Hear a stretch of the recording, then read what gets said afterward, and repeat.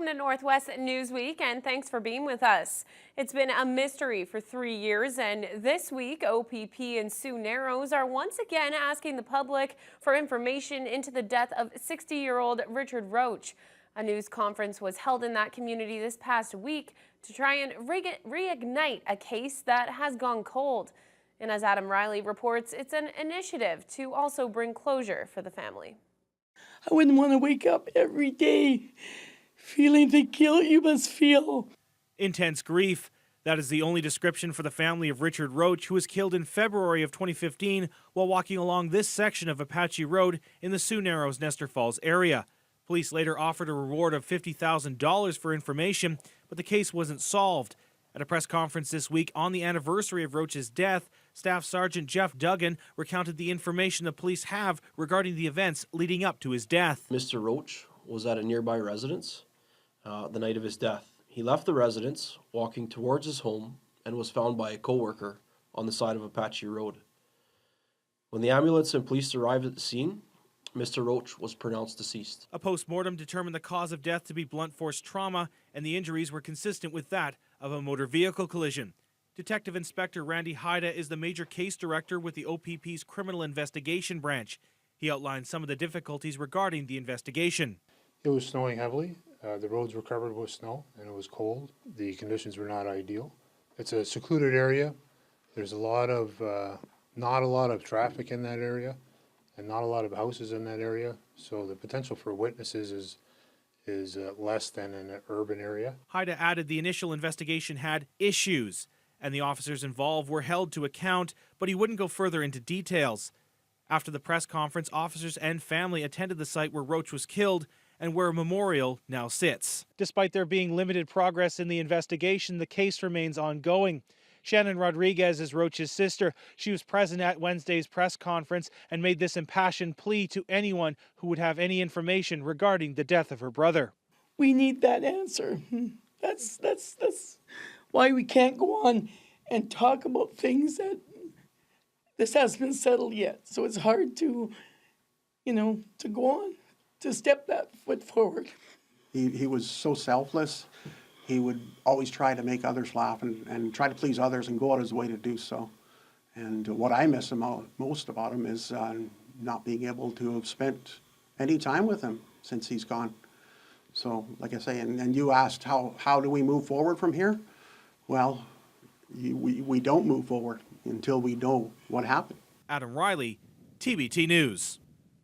Meanwhile, Treaty 3 police and the OPP continue to investigate the death of a 42-year-old man on the Seine River First Nation. Police were originally called on Saturday to investigate an aggravated assault in the community located 70 kilometers west of Atikokan. Officers located Rudy Whitecrow suffering from serious injuries. He was transported to hospital in Thunder Bay but died 2 days later. OPP Sergeant Richard Cunningham says the provincial force has been brought in to assist in the investigation. Treaty 3 police began an investigation for an aggravated assault. As a result of that investigation, they requested the assistance of the Northwest Region OPP Criminal Investigations Branch and Crime Unit. As a result of that investigation, Detective Inspector Daryl Seguin conducted the investigation and is conducting the investigation with the assistance as well of the Forensic Services section of the OPP.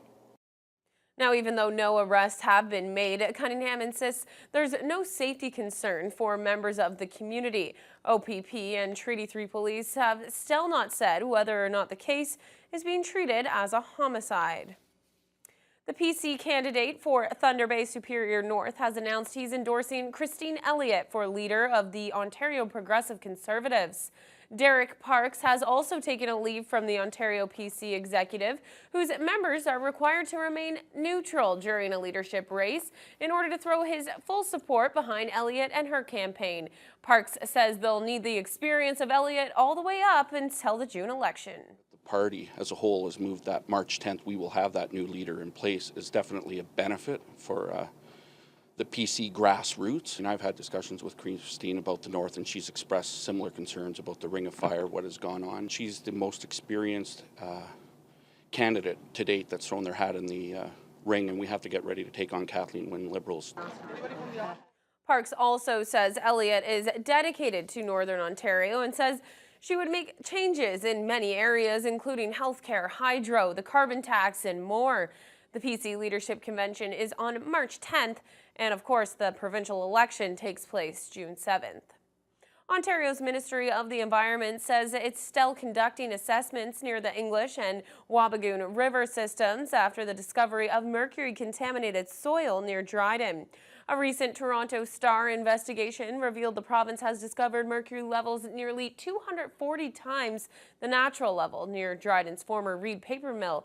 About a year ago, a former mill worker wrote to the chief of Grassy Narrows saying he was part of a crew that buried drums full of mercury and salt in a clearing near the mill in 1972. The ministry is now investigating around that site, which it says is far from the river system. The MOE adds that out of 24 sites excavated, so far only 2 showed mercury contamination above normal levels. However, the NDP says the findings confirm what First Nations already knew and the province ignored in a 2016 report, which said mercury poisoning is a continuing risk for First Nations in that area.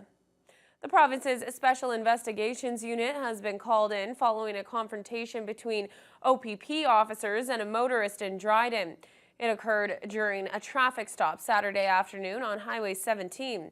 According to the SIU, the driver and the officers ended up in an altercation, with the driver having to be taken to hospital for treatment. The 28-year-old reportedly suffered a serious injury. The SIU is urging anyone with information on the incident to contact them.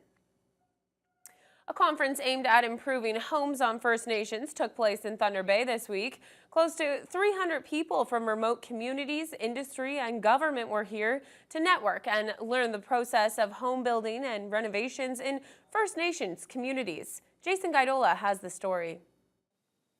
This regional event has gone national. First Nations Housing Corporation brought together delegates from 7 provinces to connect about the importance of home building and renovations in First Nations communities. Jonathan Gregg is an infrastructure specialist of the Ontario Nations Technical Services Corporation. He says he admires what he's seen so far, but knows there's plenty more to build on. Some of our goals is just to keep the training up, keep the awareness up, and any success stories that we do have, that we share those with other communities so that they also can take those stories back to their community and incorporate them into their future housing plans. 3 housing recognition awards will be given out to First Nation communities of Nibinamik, Rainy River, and Watanoomin for producing 10 home renovations, 4 newly built duplexes, and a 28-page housing policy. Alain Tanguay, a housing manager for Rainy River, says the feedback was the highlight of his community's project. Of just the construction itself and how well they were built. We had special countertops come in. Cabinets were phenomenal. The appliances, the 3 bathrooms they were impressed with. Most First Nation homes generally only have 1 bathroom. We built these ones with 3.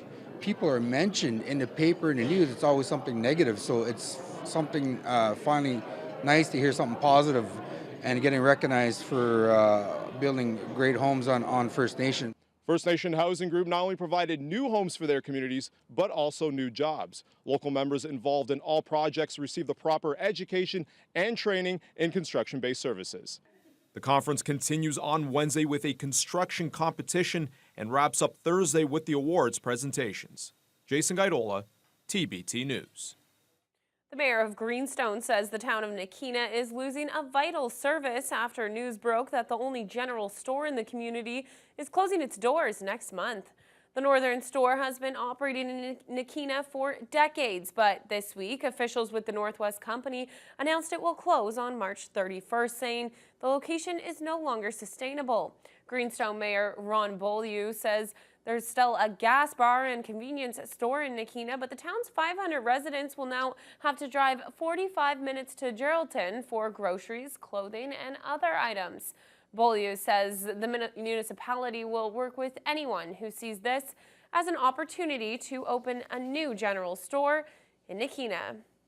Well, we're going to take a quick break, but coming up next, students from Dennis Franklin Cromartie High School get a first-hand look at how the legal system works as they got to spend the day at the Bora Alaskan Law School.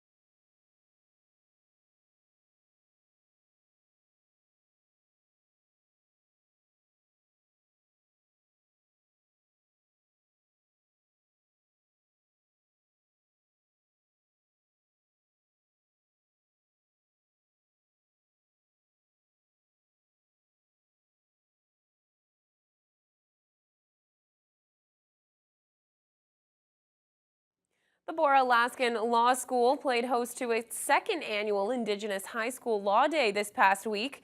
Indigenous students from 2 high schools attended the law school to get an inside look at how the legal system really works. Molly Fromer has more.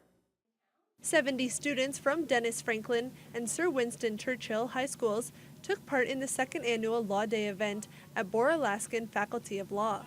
Dean of Faculty of Law, Angelique Eaglewoman, wants the students to leave this educational event realizing how many different career opportunities there are available to the students. There's an access to justice issue in a lot of Indigenous communities, and we firmly believe that this law school with its 3 mandates, the first being Aboriginal and Indigenous law, is meant for these types of students to come through and be able to go back to their communities in Northern Ontario and make a difference. And they'll understand the issues in a way that others won't. Throughout the day, the students participated in several different information sessions where they had the opportunity to learn about their human rights, Aboriginal initiatives, and the purpose of legal aid clinics. Director of Indigenous Relations, Crystal Giannette, says she wants the students to take away one thing from this event. We want to get the idea into the Indigenous youth's head that they can come to university and that we're here to support them, and that many of Indigenous professionals have a story.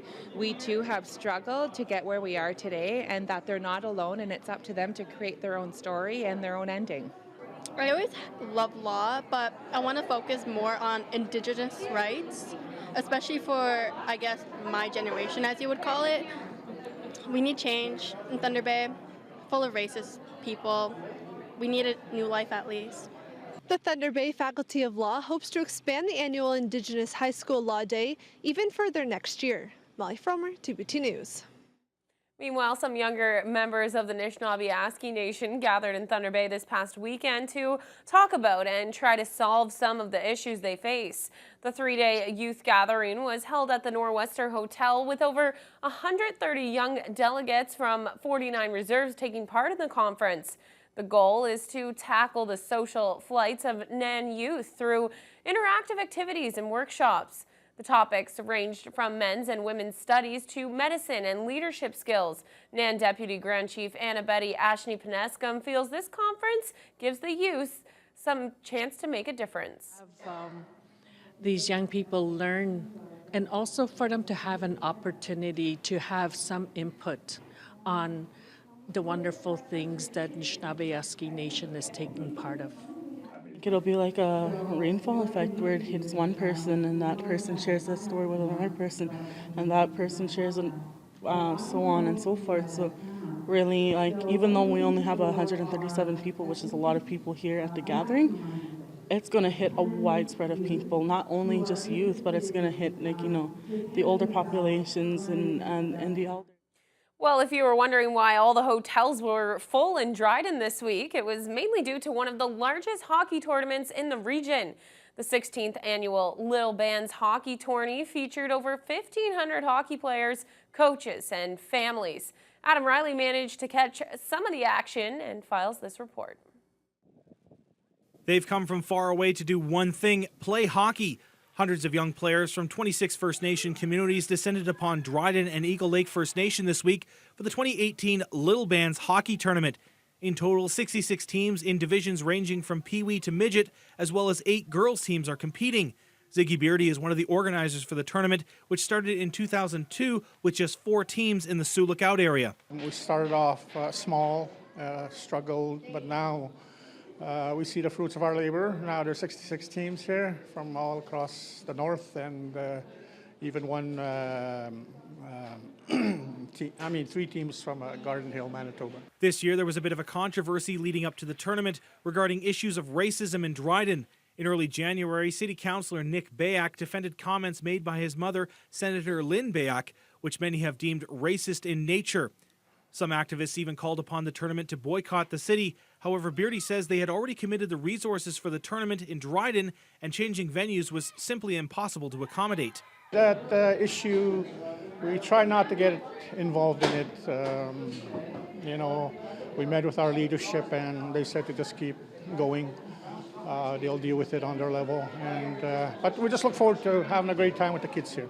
One of those kids, McCartney Beardy, has been playing for 3 years and every year looks forward to the fun and the challenges of the tournament. Slowly got up there till, yeah, I slowly got gooder over time. Then I was finally kind of good as my friends. All right. And are you planning on coming back for next year? Yeah. Each team has anywhere from 15 to 25 players and support staff.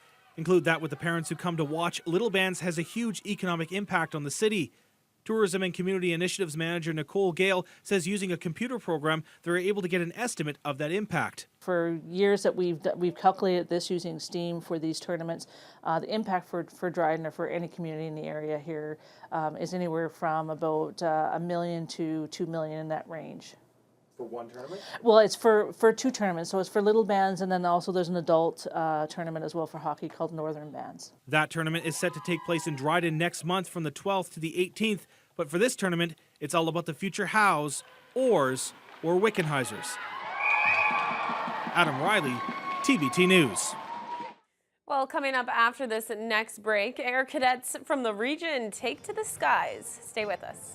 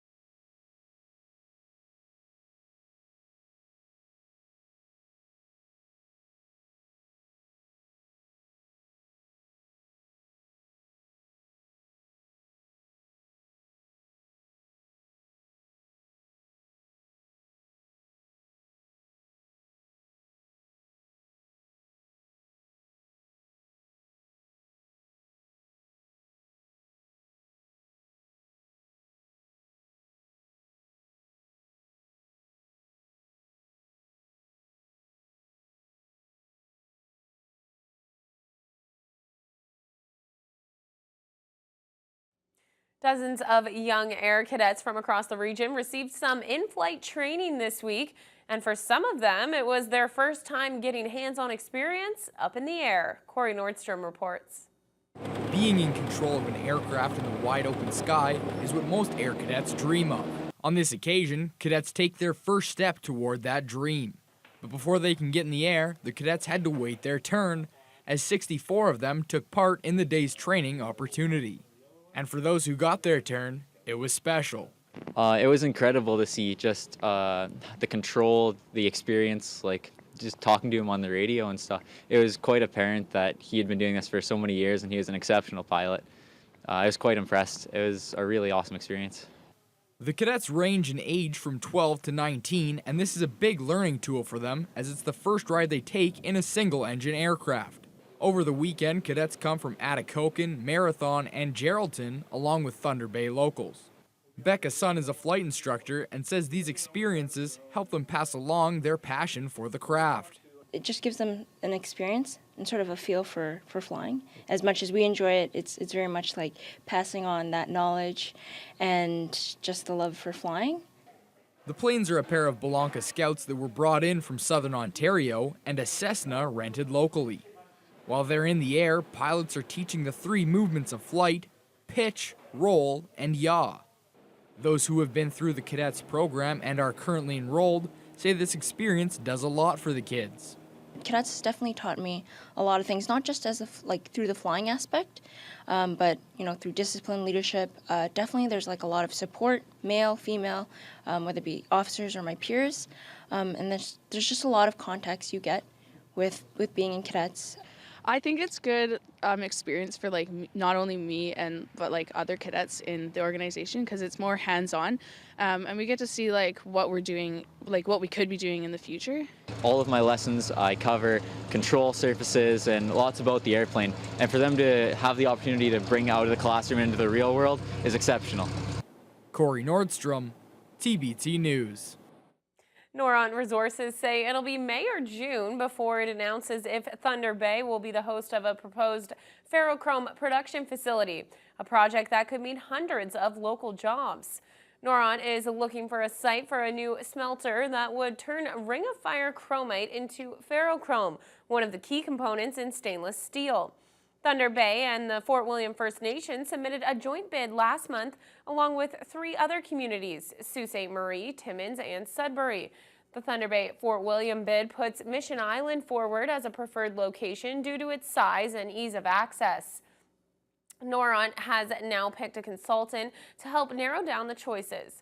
Noront and Hatch Consultants will look at the costs of each bid, support from local communities and First Nations, along with site condition and access to skilled labor. Noront says it expects to make its decision public in about 3 to 4 months. The NAN Education Institute has a new tool to bring secondary school education and trades training to reserves across Northern Ontario. It's common for many high school-aged students to leave their home communities for larger urban centers to continue their education. This past week, a state-of-the-art training trailer was unveiled at the Winter Chiefs Assembly to help bring the classroom to the students. Shally Lee reports. There's no better way out of poverty than a good education. For generations, Canada's First Nations people often didn't have the opportunity to attain a good education. Instead, children were taken from their communities and sent to residential schools. While that system no longer exists, there remains relatively little in the way of high school education on most reserves. That's changing, though, thanks to the newly renamed Oshkie Wenjack Education Institute. My reserve is almost empty. Pearl Ashney Penescum is the sister of Cheney Wenjack, who froze to death in 1966 while trying to escape a residential school. Cheney's story was brought into the mainstream by the Lake Gore Downies' The Secret Path Project. The Educational Institute was renamed in Cheney's honor. I had wanted the high schools to be on the reserves, and so that the children don't have to leave. Because at the age that they leave, 13 and 14 years old, that's a crucial time. The rebranding also comes with the unveiling of a state-of-the-art $3 million trades training trailer, which will travel around Northern Ontario, bringing crucial education to residents on reserves rather than the other way round. We're very pleased and we're very honored. Executive Director Rosie Mosquito says the trailer can accommodate up to 16 students at a time and will reach at least 50 students in its first year. We'll be able to successfully train our people in a wide variety of trades, and they'll be able to capture meaningful jobs and fill the current job vacancies and new jobs that are coming down the pipe. The trailer comes equipped for instruction on welding, plumbing, and carpentry, among other trades. According to program coordinators, the plan is to get students in the classroom as soon as possible. Shally Lee, TBT News. And that's going to do it for this week's edition of Northwest Newsweek. I'm Leanne Evans. Thanks for being with us, and be sure to join us next time.